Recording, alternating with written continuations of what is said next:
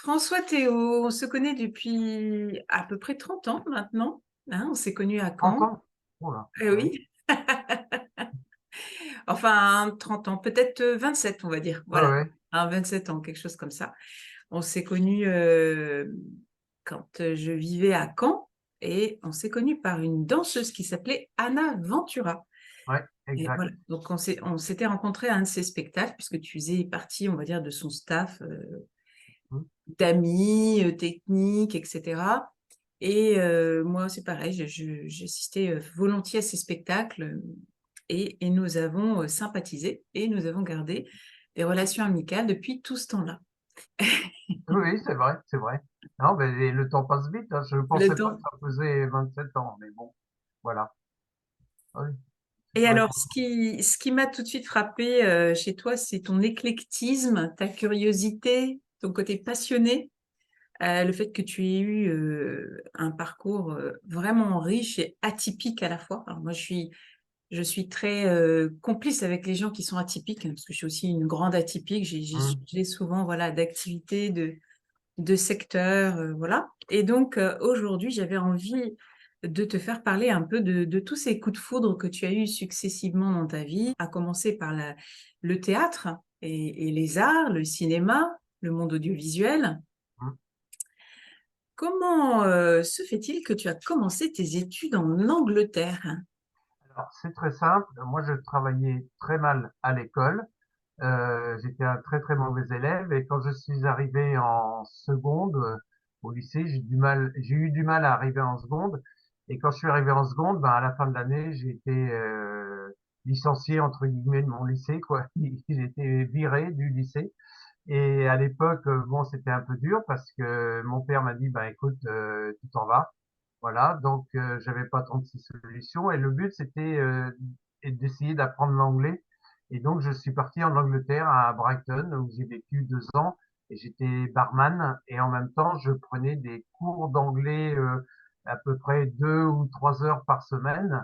Quand j'habitais Brighton, j'ai rencontré quelqu'un qui s'appelait Ron Peck, qui était quelqu'un qui me donnait des cours d'anglais, qui travaillait pour une école pour étrangers, quoi.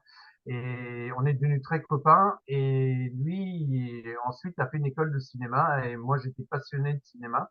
Donc, quand j'étais à l'école, je prenais des cours d'anglais 2, 3 fois par semaine. On parlait tout le temps de cinéma. Et puis, ensuite, quand je suis revenu d'Annecy, j'ai fait mon école de cinéma à Londres. Voilà, pendant 2 ans. Voilà. Donc, j'étais en relation avec toujours mon ami Ron Peck. Voilà. C'est pour ça que j'ai Ok, fait mes études en Angleterre. Parce que j'ai vécu 4 ans en Angleterre. Voilà. d'accord. Et donc, tu as fait des études de cinéma pour quel métier dans le cinéma? Alors, moi, j'étais passionné principalement par la lumière. Moi, c'est la lumière, tout ce qui est lumière, j'adore. Et j'avais à l'école de cinéma, c'était dans les années 75 à peu près, et j'avais comme professeur en chef opérateur un monsieur qui s'appelait Ray Chambers. Et ce monsieur-là avait été chef opérateur pour le cinéma noir américain et en même temps anglais avec Michael Powell, etc. Et donc, c'est lui qui m'a appris la lumière. Et donc, j'ai toujours aimé la lumière, enfin le cinéma noir et blanc, la texture noir et blanc avec des éclairages assez contrastés, quoi. Ce que j'ai refait après, pas mal de temps après en photo, quoi. Donc, j'ai appris la lumière. Moi, c'était surtout la lumière. Bon, l'école de cinéma, ce qui était intéressant, c'est qu'on passait tous les trimestres ont changé. Un jour, on était chef opérateur. Le trimestre d'après, on était metteur en scène. Le trimestre d'après, on était son. Enfin bref, etc. Mais moi, je me suis surtout penché sur tout ce qui était lumière. Et vu que je parlais très mal anglais, j'étais exempté des cours de chimie et de physique. Et pendant ce temps-là, je faisais des tournages. J'ai travaillé sur 18 tournages en 2 ans. Je faisais que ça, tout le temps, tout le temps, tout le temps, tous les jours. Hmm. Voilà. Donc, j'ai appris beaucoup par rapport à la lumière. Donc ça, c'était ma vie un petit peu en Angleterre. Voilà. Qu'est-ce qui t'a attiré dans cette perception de la lumière, cette recherche de la lumière? Ah, bah alors ça, c'est une bonne question parce que je sais pas, c'est quelque chose qui m'a toujours passionné au cinéma. Je me rappelle même quand j'allais avec mon père, quand j'étais gamin, voir des westerns et tout ça. J'étais toujours subjugué par la lumière quand on les voit dans les montagnes ou dans les déserts un peu, tout ça, il y avait toujours une étrange lumière. Et ça m'a toujours subjugué. Puis ce que j'aimais beaucoup aussi, c'était tous les films en noir et blanc que j'ai vus. J'en ai vu pas mal et je trouvais la texture noir et blanc superbe, quoi. Je trouvais ça superbe. Ça m'a toujours intrigué. Alors savoir pourquoi, j'en sais rien du tout. C'est comme ça, quoi. Ça m'a Mhm. toujours interpellé, quoi. Alors que le son, pas du tout. J'aime bien le Ah son. oui. Oui, j'arrive à comprendre le son, à dire tiens, c'est un bon son, etc. Bon, j'arrive à comprendre à peu près, mais ça m'interpelle pas. Alors que la lumière, c'est vraiment, je sais pas, Mhm. c'est ce qui me plaît le plus, quoi. Voilà. Mhm. Mhm. Tu as été attiré par la peinture où on cherche justement soi-même à fixer une lumière? Alors ça, c'est intéressant, mais j'aimais beaucoup la peinture, mais je suis pas un spécialiste du tout de la peinture. En Mhm. plus, j'oublie beaucoup les peintres, j'oublie beaucoup de choses, mais c'est vrai que il y a beaucoup de peintures qui ont été faites aussi à la lumière du jour, alors que moi, je suis plus un fan de la lumière artificielle. Je suis moins lumière du jour. Voilà, il y a Mhm. beaucoup de peintures qui ont été faites superbement bien en lumière du jour, évidemment, mais en lumière artificielle, c'est plus difficile, quoi. Moi, j'aime beaucoup un peintre, bah, que maintenant tout le monde, ça a été très vulgarisé, c'est Hopper, Edward Hopper, et Oui. puis voilà, ça, j'aime beaucoup ça parce que c'est bon, c'est une lumière souvent entre artificielle et lumière du jour, mais il a une façon de travailler la lumière qui est assez superbe, quoi, qui est Mhm. vraiment personnelle, quoi. Voilà. Mhm. Ouais, ouais, tout à fait. Moi, j'ai le souvenir que tu avais installé un peu comme un studio chez toi, hein. Ouais. Voilà, tu avais mis les conditions idéales pour faire des shootings de photos. Mm, mm, Et c'était ta passion en fait, hein. C'est-à-dire qu'en ouais, plus de tes activités professionnelles, bah, dès que tu pouvais, tu proposais aux personnes de se faire photographier sans rémunération, hein. C'était vraiment ouais, une passion. ouais, Tu aimais ouais, ça, tu avais besoin de ça. Comme ouais. si tu avais une recherche en fait permanente de créativité, de développer cette créativité, de la matérialiser, de la partager aussi, hein, ce grand sens Mm, du partage. mm. Et finalement, maintenant que tu as quand même un beau parcours dans ce domaine-là, qu'est-ce qui t'a amené à évoluer vers cette recherche de lumière comment dirais-je, sur le monument, sur la pierre, Ouais, puisque d'accord. tu mets en valeur en fait Ouais, ouais. des bâtiments, notamment aussi des châteaux d'eau. Tu t'es Des châteaux spécialisé d'eau, aussi des sur les châteaux hôtels, d'eau. tout, ouais, toutes sortes. Des hôtels aussi, ok. Mm, mm. Et donc, qu'est-ce qui a fait qu'à un moment, c'est la lumière projetée sur les bâtiments qui t'a attiré? Alors, tu parlais des photos tout à l'heure. Moi, je continue, hein, j'ai 70 ans maintenant, mais je continue encore à travailler parce que c'est un peu comme un danseur qui fait des exercices tous les jours. Nous, en lumière, c'est l'œil, hein, c'est pas une science exacte, donc c'est comme un entraînement. Et moi, j'ai besoin, enfin, j'en fais moins en ce moment pour diverses raisons, mais je travaille souvent, oui, en photo comme ça, avec des gens qui sont pas forcément des habitués de la photo. C'est ça que j'aime bien beaucoup, et essayer de détecter les lignes et tout ça qu'ils ont en eux. Hmm, Et par la lumière, c'est comme un travail, ce que je te disais, comme un danseur qui fait, ou un musicien ou un chanteur qui fait ses gammes, etc. Bah, c'est pareil. C'est pareil, j'ai besoin de temps en temps de retravailler la lumière, d'être dans. Ça fait partie de moi, quoi. Voilà. Et le fait d'arriver sur l'architectural, bah, c'est une idée qui est venue il y a pas mal d'années, quoi, parce que j'étais en collaboration avec diverses personnes. Alors, il y avait une personne qui travaillait les images de synthèse, une autre qui était bureau d'études en électricité, etc. Donc, en réalité, j'avais des compléments d'activité qui pouvaient me satisfaire par rapport à la création lumière sur du patrimoine bâti. Et c'est vrai que moi, je fais pas de la lumière, j'en fais un peu d'événementiel, mais je fais surtout de la lumière architecturale sur les bâtiments. Alors, je mets en valeur, comme tu disais, des châteaux d'eau, ça peut être des hôtels, des églises. J'ai fait aussi une grande jetée à Luxe-sur-Mer. Voilà, en donnant une impression que c'est comme un paquebot, plus ou moins. Et le problème des monuments éclairés, souvent, on éclaire. Mais nous, c'est pas éclairer, c'est mettre en valeur Oui. le bâtiment par la lumière. Hmm. Voilà. C'est-à-dire que C'est la différent. lumière nous aide beaucoup à mettre en valeur le bâtiment. Voilà. Il a une architecture de jour. Et ce qui est intéressant de jour dans une architecture, c'est que le soleil se lève à l'est et se couche à l'ouest.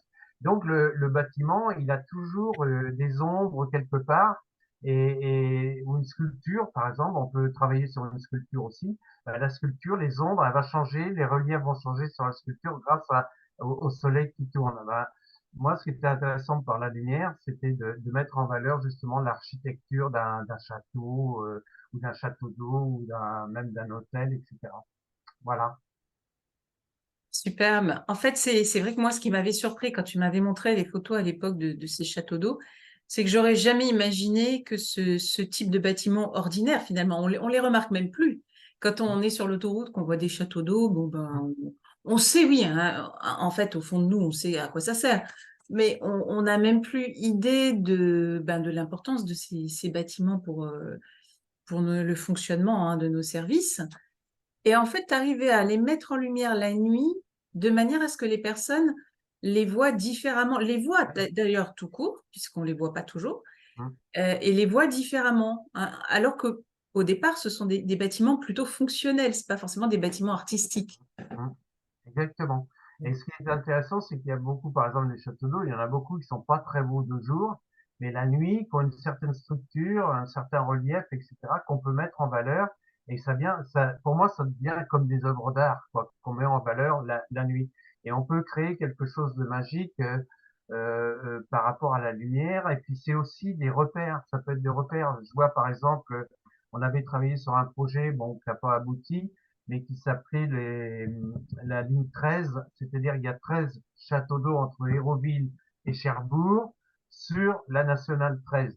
Donc, moi j'avais mis en lumière un château d'eau à Hérouville et puis un autre à Cherbourg. Puis entre deux, il y a des châteaux d'eau comme ça. Et ce qui était intéressant, c'était des repères. Et la nuit, les gens, par exemple les touristes et tout ça, ben, ils savaient que en haut du château d'eau, tous les 10, 20 ou 30 kilomètres, on avait un château d'eau, tac, il y en avait 13 comme ça entre Cherbourg et Caen. Et ce qui était intéressant, c'est qu'on pouvait mettre une sorte de lumière, de logo un peu style Calvados, Normandie, et les gens se repéraient, quoi. Ils se repéraient par rapport au château d'eau. C'était une sorte d'objet, voilà, qui disait, bah, vous êtes bien dans le Calvados. On met une sorte de, je sais pas, une couleur verte, un peu comme le logo, ou quelque chose comme ça, quoi. Voilà. Par rapport à ces projets de château d'eau, en fait, tu t'adresses à qui? À la ville, à la région, Bah, à... c'est compliqué, ouais, c'est compliqué parce que tout ce qui est ville, région, tout ça, c'est très compliqué à voir, quoi, les syndics, les cadeaux, etc. Mais bon, il faut du temps, il faut. Alors c'est ça qui est intéressant dans le groupement qu'on avait monté, c'est que il y a quelqu'un qui était assez commercial, donc arrivé bah, faut déjà essayer enfin, d'intercepter la bonne personne qui fait qu'on aura l'accord, pas l'accord, et puis après, c'est toujours très compliqué tout ce qui est institutionnel, quoi. Mais bon, Hmm. on y arrivait et tout, et puis bah, des fois, il y avait des élus qui tentaient des coups en disant, bah voilà, je me rappelle à Luc-sur-Mer, ils avaient une jetée, moi j'ai dit, ben l'acheter, si on l'éclaire de telle ou telle façon, bon, ça peut ressembler comme une sorte de paquebot en mer, avec des petits flashs de lumière et tout ça. Et le maire, il a dit, hop, ok, banco, voilà, bon, il y a des élus qui y vont tout de suite, puis d'autres élus. Faut savoir que en Normandie, on est un peu méfiant, hein, donc les élus, c'est souvent un pas en avant, deux pas en arrière, donc faut le temps que ça se passe, quoi. Faut pas être Voilà. pressé là-bas. Non, non, faut pas être pressé, quoi. Ouais, Ouais. Alors, justement, pour revenir à Caen, tu as dirigé plusieurs théâtres. Je me ouais. souviens très bien de l'espace Puzzle. Mm. D'ailleurs, je ne sais toujours pas s'il est en fonctionnement. C'est le Oui, cas? Il toujours, fonctionne toujours. toujours? Ok. Ouais. C'est toi qui l'avais lancé, ce théâtre. Oui, alors en plus, enfin de la lumière, avant de venir à la lumière, donc quand je suis revenu à Caen, parce que j'ai vécu pas mal à l'étranger, etc. Quand je suis revenu à Caen, avec ma sœur, on a commencé à animer des ateliers un peu vidéo et puis théâtre dans les écoles. Bah, je sais pas pourquoi, ça nous a pris comme ça. Enfin voilà, on a fait ça. Elle est dans ce métier-là aussi? ta Non, sœur? non, pas du tout. Elle est thérapeute familiale. Mais bon, on est rentrés tous les deux à Caen et on a lancé ça comme ça. Et puis, c'était une association qui s'appelait Hippolyte Création. Et puis, ben, moi, j'avais quand même 5 groupes. Je montais 5 spectacles par an et ça marchait bien. Et bon, à un moment donné, je cherchais un lieu, quoi. Et puis j'ai trouvé un lieu que j'ai remis en forme tout doucement parce que j'avais pas de subvention, donc je me suis débrouillé tout seul. Et le lieu, c'était l'espace Puzzle, et puis qui est devenu une salle de spectacle et qui est toujours en action. Moi, je l'ai revendu il y a à peu près quelques années et ça marche toujours, donc ça c'est bien. Et puis, bah, du coup, j'avais jamais tenu une salle de spectacle et j'ai tenu une salle de spectacle pendant pas mal d'années. Et puis, j'en ai monté une autre aussi après à Yves qui s'appelait l'espace Jean Villard. Et puis, puis voilà, quoi. Je pense dans la famille, on est des gens de projet, on aime bien monter des projets, quoi. Même si on n'y connaît rien, mais on y va quand même, quoi. Voilà. Donc, l'espace puzzle, bah, c'était intéressant parce que on marchait très fort, quoi. On avait beaucoup de soirées et tout. Et puis, il y a beaucoup d'artistes qui ont fait leur début. M, Jacques Gamblin, et la chanteuse Dani aussi qui est venue. Enfin, plein de gens comme ça qui sont venus, quoi. Voilà. Qu'est-ce qui t'a plu dans cet endroit? Parce qu'en fait, c'est toi qui l'as créé, ce Ouais. théâtre. Ouais. Mm. Ouais, Euh, je l'ai créé avec mes petites mains et puis 2, 3 copains, quoi. Voilà. Et ce qui m'a t'as acheté le local et puis tu l'as Non, lancé. c'était loué, c'était une C'était location. loué, Voilà. une Et location. puis j'avais réussi à l'époque à emprunter 100 000 francs. Ça m'a demandé un an pour emprunter 100 000 francs, ce qui doit correspondre à, je sais plus, 15 000 euros, un truc comme ça, je sais plus, hein, c'est ça. Et puis Oui, je pense, oui. euh, bah, j'ai monté ça comme j'ai pu, quoi. Et puis j'ai même été 7 ans sans autorisation d'ouverture à cause des pompiers et tout ça. Et il fallait que j'avance, quoi. Et puis après, bah, on a eu, c'était reconnu, bien reconnu. Et puis bah, il a fallu du temps, il a fallu se battre et beaucoup de travail, quoi. Beaucoup des heures de travail tout le temps, quoi. Voilà. C'est une passion. Puis moi, ça m'a appris plein de choses parce que le spectacle, je connaissais pas trop et puis j'ai appris plein de choses en spectacle. Ça Mm. m'a permis aussi de remonter des spectacles après avec une danseuse, enfin Marie Letellier, de faire aussi d'autres choses, quoi. C'est très éclectique car on passe du balayage du plateau, le nettoyage des WC, rencontre avec maire adjoint, enfin on passe, on fait tout, quoi. Voilà. Donc ça, c'est sympa, j'aime bien. Ouais. Ouais. Qu'est-ce qui t'a vraiment le plus épanoui dans le métier du théâtre? Alors, ce qui m'a nourri, ce sont pas les gens de théâtre, parce que j'ai pas beaucoup d'affinité avec les gens de théâtre, avec les soi-disant artistes entre guillemets, à part la musique. La musique, c'est différent.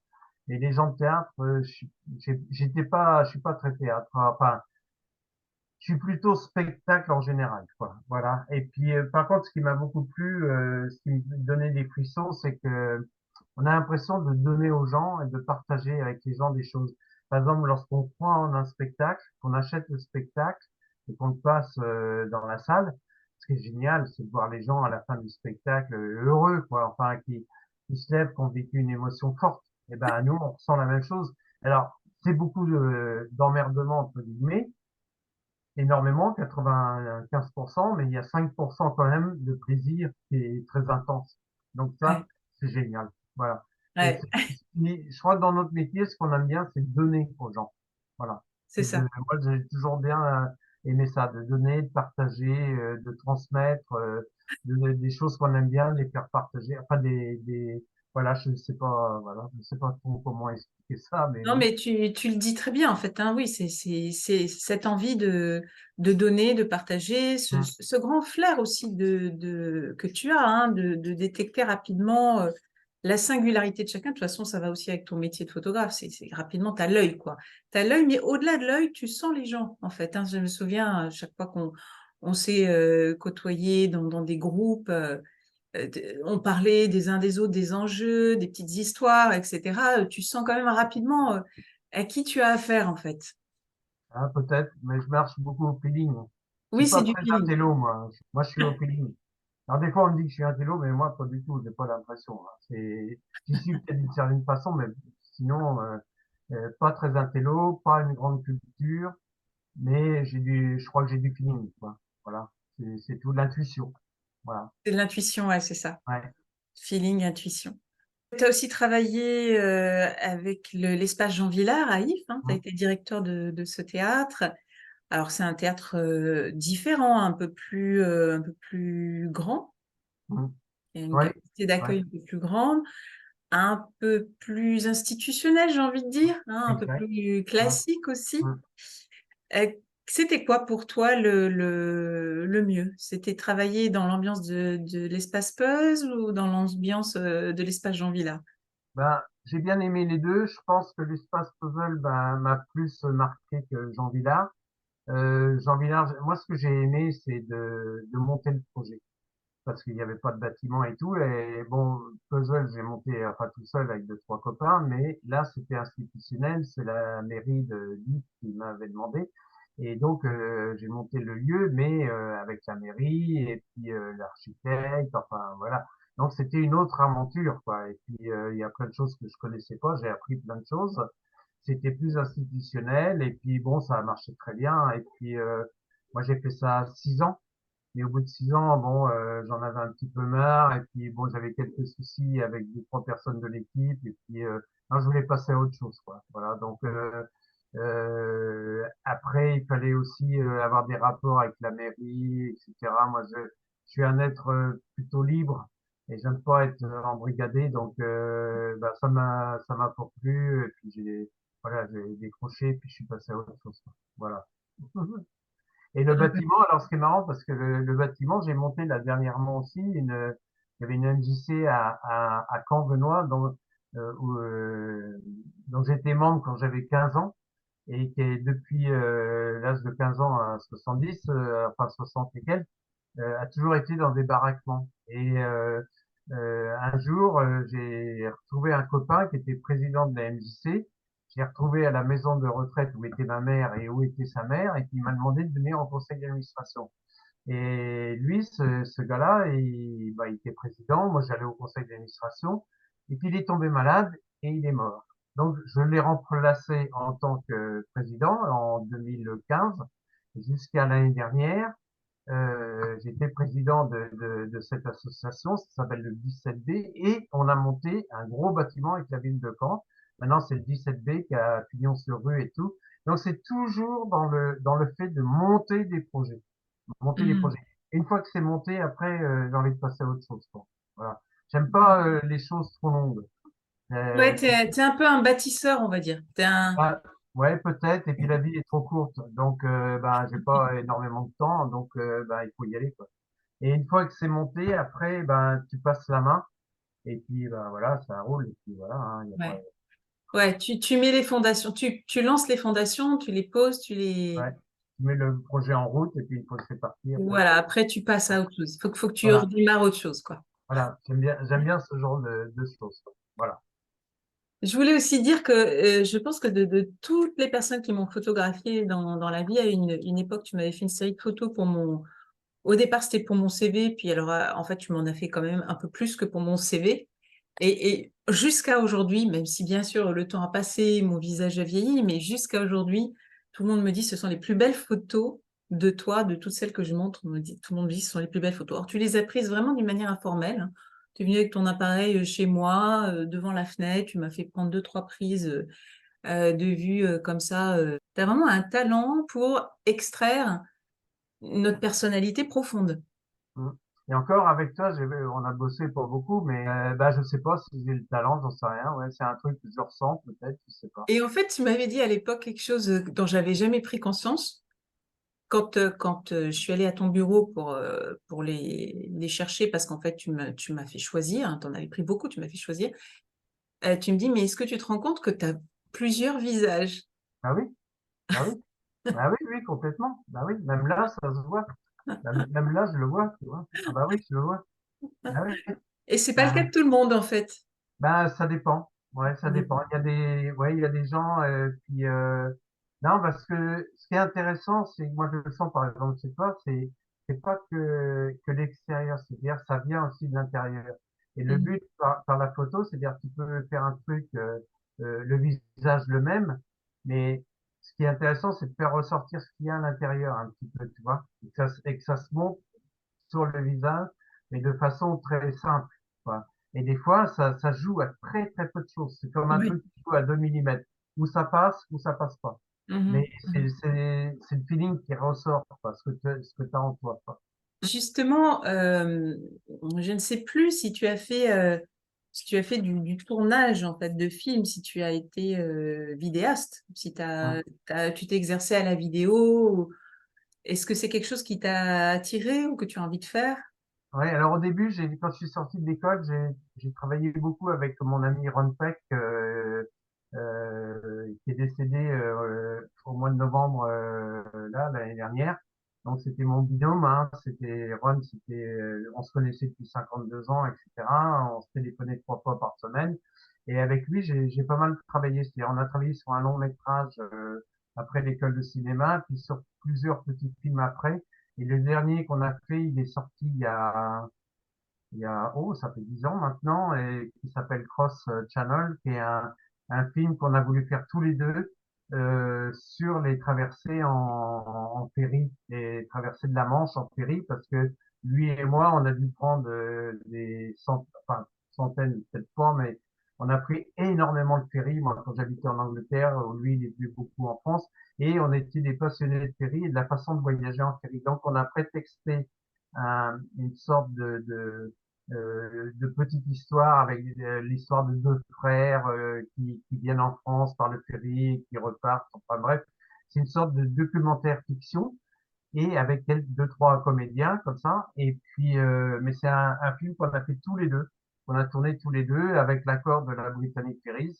Donc, on a tourné sur plein de bateaux et c'était génial, quoi. Et donc, c'est le dernier film moi, que j'ai fait. Donc, alors, on fait un peu de caméra, on fait un peu de lumière, on fait un peu de prod. Voilà, on se débrouille. Mais moi, la caméra, j'en ai fait pas mal, ouais, en vidéo. Mais bon, voilà, mais c'est compliqué dans une vie, il n'y a pas assez de temps pour tout faire, quoi, parce que entre le spectacle, je pars de la vidéo, après je vais au spectacle, je reviens au film, je repars. Maintenant, c'est la musique avec le festival Beauregard et tout ça, donc ouais, c'est plein de choses, quoi. C'est difficile d'approfondir, être que caméraman ou que concepteur lumière ou que directeur de Hmm. salle.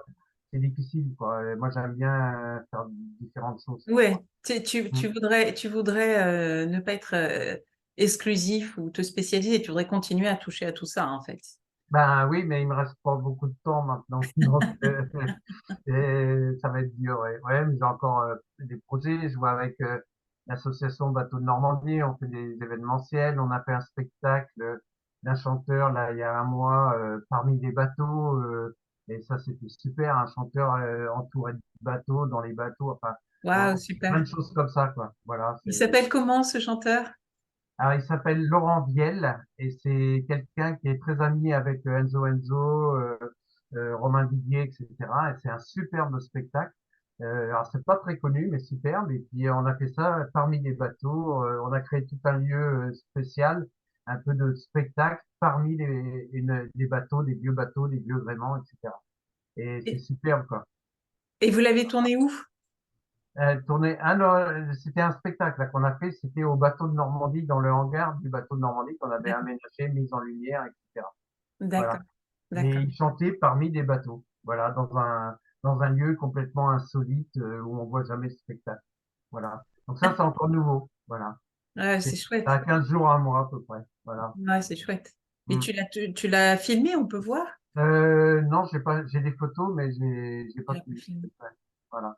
Donc il y a tellement de choses à faire, des fois c'est compliqué.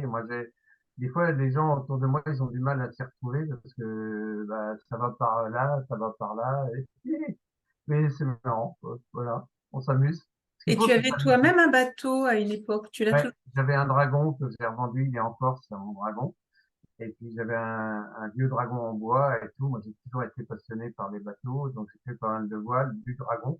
On avait monté un club de dragons il y a quelques années. Et puis non, c'est superbe bateau et tout ça, quoi. Voilà. Bon, maintenant j'en fais un peu moins, mais sinon, bah, c'était une sorte de passion aussi, quoi. J'aimais bien ça, ouais. Ouais, ouais. Voilà. Merci beaucoup, François. Est-ce qu'il y a quelque chose que tu aimerais partager ou un message que tu aimerais transmettre? Le message, ben, je pense qu'il faut vivre à fond. pour moi, c'est mon message, parce que moi, j'arrive, je suis pas au bout, mais je commence à être pas loin du bout. Et je pense qu'il faut vivre à fond. Et puis, c'est vrai que moi, j'ai toujours regretté, je regrette de ne pas avoir une deuxième ou une troisième vie, parce que moi, j'aurais envie encore de faire plein de choses, quoi, tout ça. Et puis, surtout, c'est de pas arrêter, de pas trop penser l'histoire de retraite. Alors, je sais que c'est au bout du jour en ce moment, mais si on est passionné, si on aime la vie et tout, faut toujours avoir des choses. Et même le jour où les gens sont à la retraite, faut jamais arrêter, il faut continuer à avoir toujours des projets. Enfin, moi, c'est mon sentiment, hein, c'est d'avoir des projets et toujours d'aller de l'avant, même si on est nostalgique des fois sur certaines choses, il faut pas rester sur le passé, il faut aller de l'avant, quoi. Voilà. Même si l'avant, même si en avançant dans l'âge et tout le passé, enfin l'avenir il est plutôt derrière nous, il faut quand même en garder une part devant nous, quoi. Voilà. Moi, c'est vraiment la chose et profiter et puis de pas trop se plaindre et puis d'y aller, quoi. Voilà. Hmm, Faut, la vie, faut jouir des choses, quoi. hmm. De tout ce qu'on peut, hein. De tout. Voilà. Et Et oui, c'est surtout de pas se mettre trop de barrières, trop de choses, de se oui, fermer ou d'hésiter et tout. Faut se lâcher puis faut y aller, quoi. Voilà. oui, oui, oui, oui. C'est vrai que tu m'as toujours dit ça. À une époque, j'ai perdu plusieurs amis jeunes Hein. de cancer et à chaque fois, tu me disais, mais justement, en fait, ça vient te montrer que il faut pas te poser de questions, il faut vraiment vivre à Hein. 100% et parce Ouais. que la vie, la mort nous fauche à n'importe quel Exactement. moment, on peut pas savoir, quoi. Mm, Ouais. exactement. Et puis, ce qu'il y a aussi, c'est que je trouve que souvent, on se bloque. Alors moi, c'est peut-être parce que j'avance dans l'âge, mais souvent, on se bloque dans la tête et ça nous évite de faire plein de choses. Parce qu'on se bloque à moitié, on se dit, oh là là, il y a ci, on se complique la vie. Et des fois, c'est tellement plus simple. Ça paraît, bon, je suis un petit peu malade en ce moment et je m'aperçois que je deviens un peu fataliste et je me dis, mais qu'est-ce qu'on se prend de chou pour n'importe quoi, pour des trucs. Et on se complique la vie. Et le fait de se compliquer la vie, ça nous empêche de faire des choses.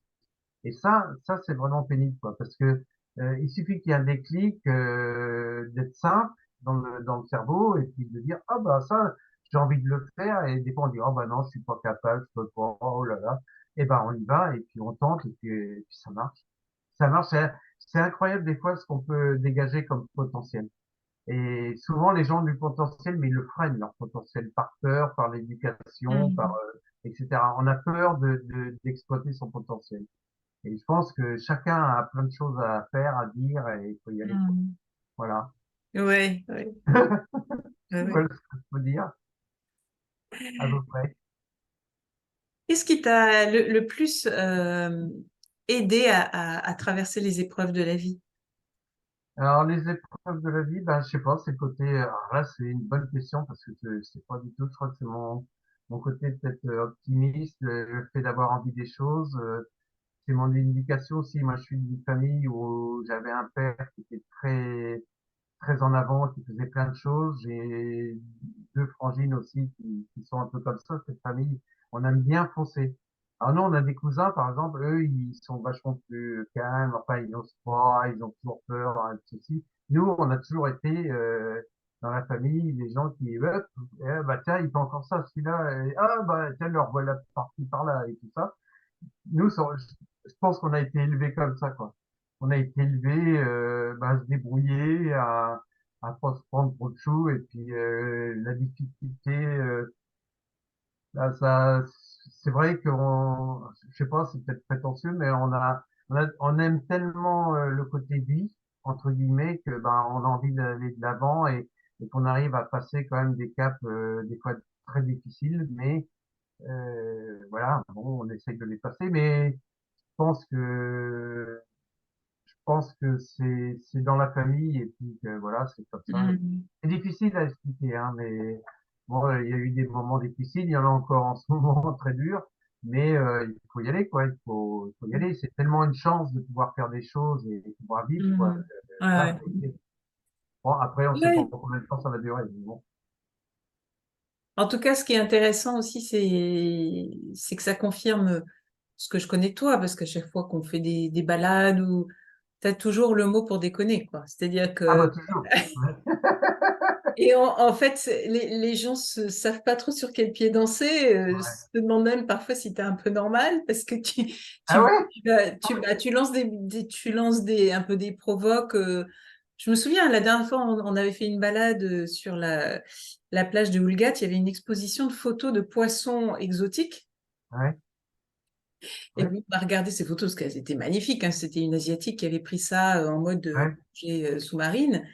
Et on regardait ça, puis en fait, tu voyais des choses que peut-être les gens ne voient pas parce qu'ils regardent ça passivement, ils ne s'intéressent pas forcément autant à l'image. Et puis, tu imaginais des choses à partir de ces poissons, ou ouais, tu sortais Et c'était tellement inattendu comme perception, comme regard ou comme remarque qu'il y a des gens qui te regardaient en se disant, mais est-ce qu'il est normal? Parce qu'il a l'air finalement d'avoir une telle liberté de parole Mm. que voilà, mais qu'est-ce qu'il fait dans la vie ou d'où il sort celui-là, tu vois? Bah ouais, je sais, des fois, les gens, ils savent pas trop, mais moi, j'aime bien déconner. Donc, Ouais, c'est ça. par contre, je suis très rigoureux dans mon travail. Mais j'aime bien rigoler, j'aime bien sortir de n'importe quoi, des blagues, bon, pas terribles, mais ça me fait marrer, moi, déjà. Et puis, non, j'aime bien, ouais, ouais, moi, j'aime bien comme ça. Et puis, c'est marrant parce que c'est un esprit, c'est comme une mécanique, c'est-à-dire le côté qu'on dit un peu artistique. Moi, je sais pas si je suis un artiste, mais le but dans notre chose, dans qu'on crée des choses, c'est de transcender la vie C'est ça. de tous les jours. On la C'est transcende. ça. Donc c'est sûr, on peut sortir des conneries parce que c'est un réflexe. Moi, c'est un réflexe. Des fois, C'est ça. on me dit un truc, pop, je vais sortir un, mais je ne sais même pas pourquoi je le sors. Mais c'est une façon de transcender. Et puis il y a aussi beaucoup de timidité. Moi, je suis hyper timide, donc ça paraît pas, mais des fois, c'est une façon de se protéger aussi un petit peu, quoi, même de provoquer, c'est un peu. Moi, je suis assez provoque, par exemple, avec tout ce qui est religion, parce que j'ai subi ça quand j'étais gamin. Et bah, des fois, les gens ils se disent ouais, t'exagères, mais je serais capable d'aller assez loin, quoi. Voilà, c'est entre le côté les pieds sur terre et la tête un peu carrée, et puis le côté des fois où ça part en vrille, et voilà, quoi. Voilà. Oui, parce il y a une charge derrière, en fait, hein. Mm. Tu évacues quelque chose quand tu exprimes Ouais, ça. ouais, c'est ça. Puis c'est Ouais. une sorte de, bah oui, c'est une sorte de pour se recaler bien. Enfin oui, je sais pas trop, ouais, c'est comme ça. Ouais. Voilà. Me dire que je suis débile, on me l'a toujours dit depuis que je suis gamin, des fois que je suis à moitié comme ça, bon, ça change pas grand-chose. C'est très intéressant ce que tu dis parce que aujourd'hui, beaucoup de personnes changent leur rapport à l'image avec les réseaux sociaux, avec la facilité pour créer finalement un média de communication qui tout de suite va toucher des millions de gens, hein, et Mmh. énormément de personnes ordinaires, lambda, absolument anonymes, qui publient tous les jours et qui deviennent on va dire, un peu médiatique, enfin médiatique, pas comme on le disait autrefois, mais en tout cas visible, très visible même.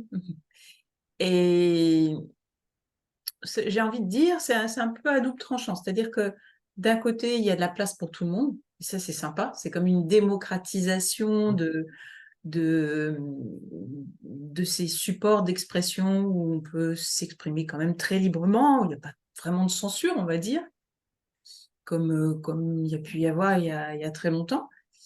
Et puis, en même temps, on sent aussi que les gens deviennent prisonniers de leur image. En fait, ils se perdent dans leur image.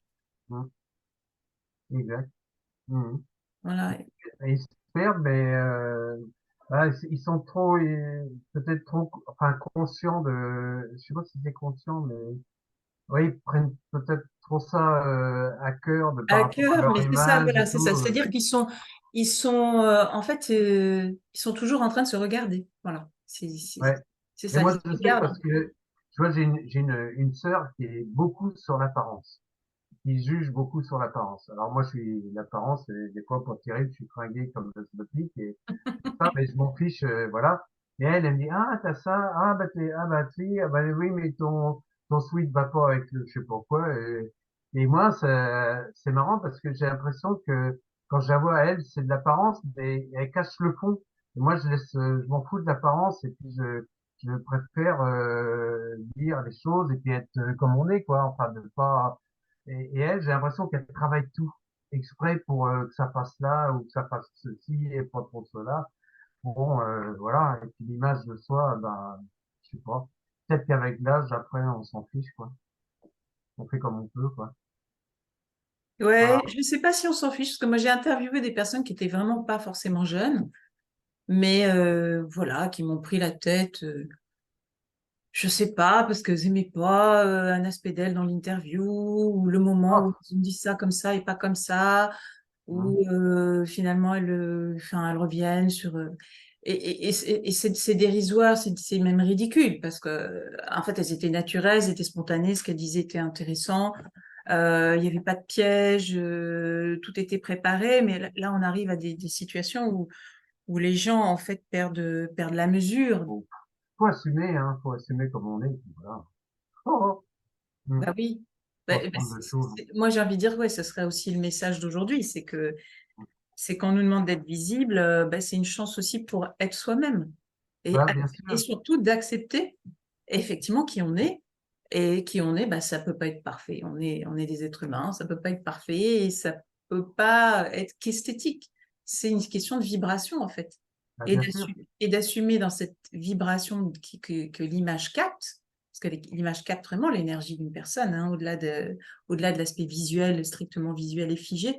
C'est ça l'intérêt aussi de la vidéo, hein, par rapport à l'écriture, qui est aussi un mode d'expression très, très intéressant.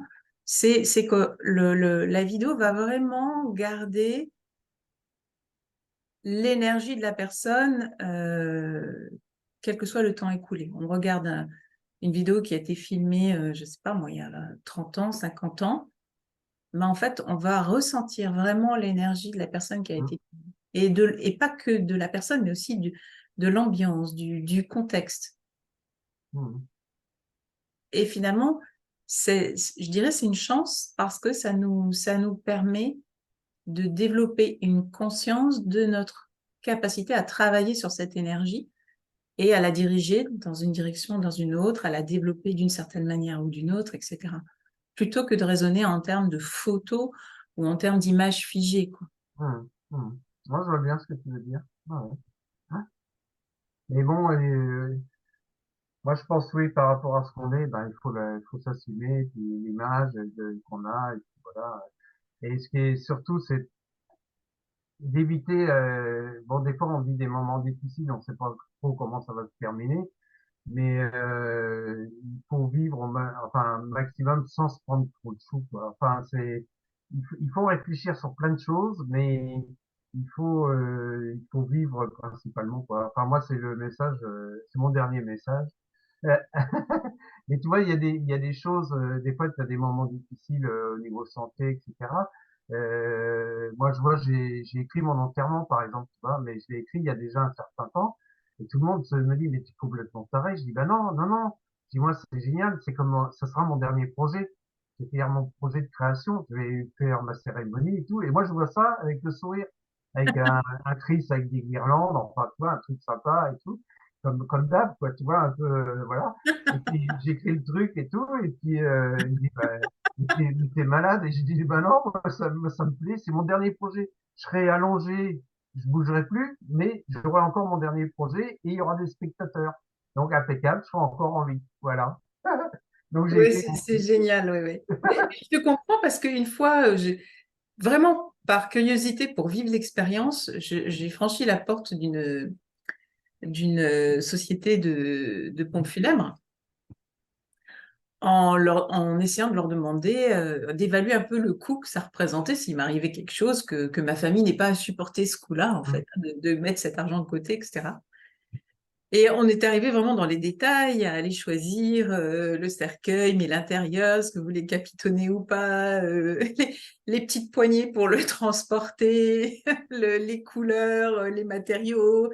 Alors du coup, on rentrait dans des détails un peu sordides, c'est-à-dire, ah bah oui, si vous prenez ce type de cercueil, ça va mettre tant de temps à se dégrader dans la terre, et puis si c'est ce type-là, c'est tel bois, alors là, effectivement, etc. Ouais, Et c'est incroyable, hein. ouais, ouais, c'est incroyable. Et effectivement, c'était une expérience intéressante. Ça permet de dédramatiser aussi, en fait, hein, ce moment-là et de se Ouais, l'approprier et de se dire, bah, en fait, même ce moment-là, il m'appartient. Je l'orchestre Ah juste, oui? j'en décide jusqu'au bout. Ouais, ouais, voilà, exactement. Alors, ce qui est étonnant, c'est que moi, j'ai une amie danseuse, la Marie Letellier, que j'adore, avec qui j'ai beaucoup travaillé. Et elle, le temps en discuter, puis je dis, bah, je suis en train d'écrire, mais avant d'être malade, hein, j'avais fait ça il y a déjà un certain temps. Et puis, je lui dis, bah voilà ce que je fais, je me fais traiter de tous les noms parce que j'organise ça. Elle me dit, bah moi, je fais pareil. Alors, et en plus, moi, je la veux dans mon spectacle, enfin dans mon enterrement, je voudrais qu'elle danse, hein, qu'elle fasse deux, trois trucs de danse, etc. Et puis elle me dit, ah bah oui, oui, c'est pas un souci, je viendrai, il n'y a pas de problème, je danserai et tout. Voilà, 72 ans maintenant, mais bon, tant pis, ça fera un peu la danse des os, machin. Mais on pourra rigoler, quoi. Puis et puis, il y a tout un truc de mise en lumière aussi, enfin, d'un truc sympa. Moi, j'ai envie d'un truc sympa, quoi. Et je fais ça, je ferai ça, enfin, je sais pas quand, je ferai ça dans le petit théâtre d'Espace Puzzle. Alors, il y a un an, j'ai été voir le nouveau directeur, et puis je lui dis, est-ce que tu passerais la salle une journée ou deux? Elle me dit, ah bon, tu veux faire un spectacle? Je dis, non, c'est pour mon enterrement. Il me dit, comment ça, pour ton enterrement? Je dis, bah oui, je voudrais faire un petit spectacle, machin, tout ça. Alors, il ne revenait pas, il me dit, mais t'es complètement taré et tout. Je dis, mais non, non, non, je dis, c'est bien. Puis il a accepté son principe. Mais il dit, ok, mais c'est toi, je te le ferai, je te passerai la salle 2 jours pour organiser ça, quoi. Donc, bah voilà, donc tu vois, ce sera mon dernier projet, quoi. Voilà. Et c'est super parce qu'en plus, ce sera dans la salle que tu as Oui, créée, que tu as voilà. lancée. Ouais, Ça, c'est chouette. ouais, ouais. Et puis, Et tout puis est. ça peut être rigolo, tu vois, Voilà. tu fais comme si c'était grand, tu dis, n'oubliez pas d'éteindre vos portables, enfin, tu vois, tu diriges un peu les gens, tu t'amuses avec, un peu le public, tu vois, c'est ce genre de Ah truc. bah, t'as connu tellement de gens que tu risques d'avoir du monde. Ouais, c'est possible, j'espère, ouais. Ouais, j'espère, hein, mais tu sais, il y en a beaucoup qui m'en ont voulu aussi, hein, parce que, hein, c'est pas facile quand tu gères des salles comme ça, il y a beaucoup de gens qui veulent passer dans la salle ou récupérer la salle, et puis toi, tu peux pas, tu passes souvent pour une tête de, je sais pas quoi, tu vois, pour quelqu'un de dur et tout, mais bon, ça fait partie des choses, mais c'est vrai que, bon, j'ai pas mal côtoyé de gens, j'en côtoie encore pas mal maintenant, mais bon, ça va, quoi, c'est la vie, voilà. Et jusqu'au dernier projet, on l'aura, pas de problème, voilà. Ça te fait marrer? Ouais, ouais, ouais, ça me fait marrer. Ouais, ouais. Ça me fait marrer parce que c'est vrai que c'est un peu un bain de jouvence à chaque fois quand on parle avec toi. Voilà, on relativise les choses, on les Ouais, prend, peut-être, je sais pas, oui. voilà, on Ouais, les prend à la légère. Ouais, ouais, ouais. alors, c'est marrant parce que c'est ce qu'on dit, mais en même temps, moi, quand je travaille, je suis vachement dur et rigoureux. Et je peux être chiant des fois, tu vois, parce que pour moi, c'est le sort de respect que tu peux donner aux gens, c'est quand tu crées quelque chose, c'est d'aller au bout des choses, quoi, tu vois. Et puis, donc c'est un côté jovial, mais en même temps, des fois, un côté, tu vois, un peu stressé quand même, tu vois, un peu de stress. Mais ça, c'est normal, hein. Comme tu disais, on n'est pas parfait. On n'est pas parfait, mais c'est surtout qu'il y a des stress positifs, il y a des stress nécessaires. Hein, Hein. S'il n'y avait jamais de stress, qu'est-ce qu'on ferait? hein, hein. Exactement. Voilà. D'accord. À bientôt! Bon bisous. Merci. Au revoir. À À bientôt. bientôt, belle Salut. journée. Ciao, Merci. ciao.